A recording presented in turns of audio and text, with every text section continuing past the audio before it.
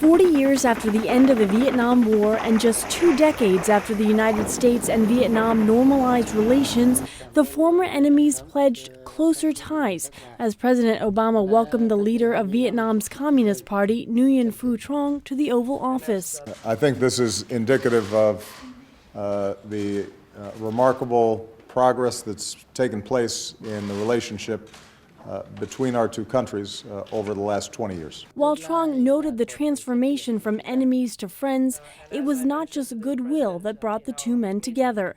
The Communist Party chief's first visit to the United States comes amid shared concerns about China's territorial claims and behavior in the South China Sea. Neither named China in remarks to reporters. We discussed the importance of resolving maritime disputes in the South China Sea and throughout the Asia-Pacific in accordance with international law.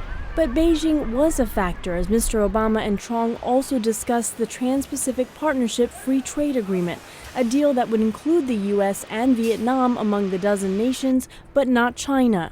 Meanwhile, outside the White House Tuesday, Vietnamese Americans like Hu Dinh Vo protested a deal that does not include a U.S. call for greater human rights protections in Vietnam. And any trade relation should based on improvement of human rights in Vietnam. Otherwise, the trade relationship only benefit the communist top leader and not for the people in Vietnam. As demonstrators called for the release of jailed Vietnamese journalists, inside the White House, President Obama said he and Trong had candid discussions about their differences on human rights, including freedom of religion. President Obama said he was confident that with dialogue, quote, these tensions can be resolved in an effective fashion.